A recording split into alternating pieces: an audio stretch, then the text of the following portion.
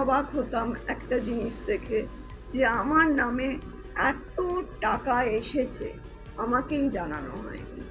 এটা আমার দুঃখও হয়েছে, বিরক্ত হয়েছে। না, আমি জানতাম না, জোর গলায় বলছি আমি জানতাম না, আমাকে জানানো হতো না। আমার পাসবুক, চেকবুক সব ওদের কাছে, 1000 বার চাওয়া সত্ত্বেও। দেখুন, আমি একটা ভদ্রবাড়ির সদস্য, বারবার চাওয়া যায়? তো সেখানে আমি অনেককে বলেছিলাম যে দেখুন, আমায় কিন্তু কেউ অ্যাকাউন্টস দিচ্ছে না। তারপরে কিন্তু আমি চোর সাজবো না। কার কাছে ছিল আপনার পাসবই? অফিসের লোকের কাছেই ছিল। তো সেখানে আমায় কিছুই জানানো হয়নি, এবং কে কি পাবে, কে কি পাবে না, কাকে কি দেওয়া হয়েছে, কাকে কি দেওয়া হয়নি, বা কিভাবে খরচা হয়েছে, আমি কমপ্লিটলি অন্ধকারে আছি। আর যে আমি অনেকবার সবাইকেই বলেছি, কিন্তু কেউ সেরকম গুরুত্ব দেয়। সেটা আমার মনে হয় মানে একটু ওয়াইজলি খরচা করলে ভালো হতো। আপনি যদি নিজের মতো করে প্রচার করতে পারতেন বা নিজের মতো করে যদি বিষয়টাকে আরো ভালোভাবে দেখতে পারতেন, তাহলে হয়তো এই ফলাফল এতটা খারাপ হতো না কৃষ্ণনগরে। কি বলবেন ম্যাম? হ্যাঁ, সেটা তো ঠিকই। আপনি নিজে যেটা করতে পারবেন অন্যকে দিয়ে কি সেটা করানো যায়?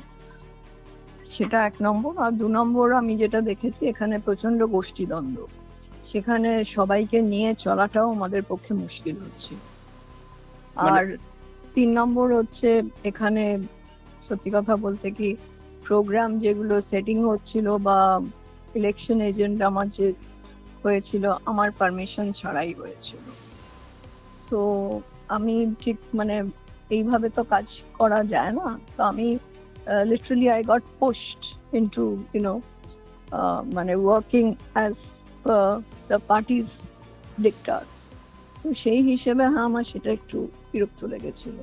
না, আপনি প্রচুর খেটেছেন ম্যাডাম। মানে রানিমা যে তকমা দেওয়া হয়েছে সেটার উপর বাইরে বেরিয়ে একেবারে সাধারণ মানুষের সঙ্গে সকাল থেকে রাত প্রচার করেছেন দিনের পর দিন, তা সত্ত্বেও আপনি হেরে গেলেন।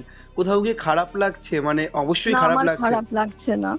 এই জন্যে জীবনে হার জিত আছে, আপ ডাউন আছে, এন্ড আই ফিল লাইক, তো এই সামান্য ব্যাপারে যদি আমি ভেঙে পড়ি তাহলে তো আর কিছু করার নেই। না, আপনার কি মনে হয় ম্যাম যে রাজ পরিবারের যে গরিমা, যে তকমা, রানিমা, আপনি প্রচন্ড শিক্ষিত একটা পরিবার, রাজ পরিবারের বধূ, সেখানে দাঁড়িয়ে আপনি পলিটিক্সে এলেন, আমার হেরে তো গেলেন, হারার সব কথা মিলে ছিল মিশে। না, আমার হারার কথা ছিল না। কেন বলছেন ম্যাডাম? কারণ এক্সিট পোল, আপনি তো নিউজ এজেন্সিতেই আছেন, আপনি জানবেন, যেটা আমার হারার কথা ছিল না। সবাই বলেছিল, এবং আমি যেভাবে রেসপন্স পেয়েছিলাম মানুষের থেকে, তো ইট ওয়াজ ভেরি পজিটিভ। কিন্তু কোথাও একটা নিশ্চয়ই গন্ডগোল হয়েছিল।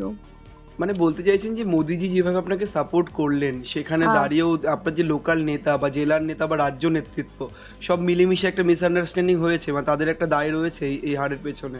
হ্যাঁ, হতেও পারে সেটা। ম্যাম, আপনি শপথে যাচ্ছেন? মোদিজি আপনাকে তাহলে অফিস থেকে জানানো হয়েছে বলে আমরা খবর পেয়েছি, আপনি কি যাচ্ছেন? হ্যাঁ হ্যাঁ হ্যাঁ, সেটা এখন আমি ঠিক করিনি, দেখি এখন। না, আপনি মানে আরেকবার যদি একটু ক্লিয়ার করতেন। মানে আপনি খুব স্পষ্টবাদী, মানে আমি দেখছি, মানে আপনি হেরে যাওয়ার পরে আপনি বলছেন, প্রকাশ্যে এসে বলছেন যে দলীয় নেতৃত্ব আপনাকে ঠিকঠাক গাইড করা হয়নি। এটা এটা কেন না, ম্যাডাম? আমাকে গাইড করা হয়নি, মানে জিনিসটা সেইভাবে হ্যান্ডেল করা হয়নি, মানে প্রফেশনাল ওয়েতে হ্যান্ডেল করা। যেখানে টাকা খরচা করা সেখানে করেনি। কিভাবে কি করেছে সেটাও আমি জানি না, কারণ টাকার ব্যাপারটা আমি একেবারেই অন্ধকারে ছিলাম। মানে টাকা নিয়ে একটা প্রশ্ন উঠেছে, আপনি কোনো চেকে সই করে দিয়েছেন, আপনি জানতেও পারেননি, এরকম না, কিছু নাকি সেটাই ঘটেছে? ঠিক। হ্যাঁ, একদম ঠিক।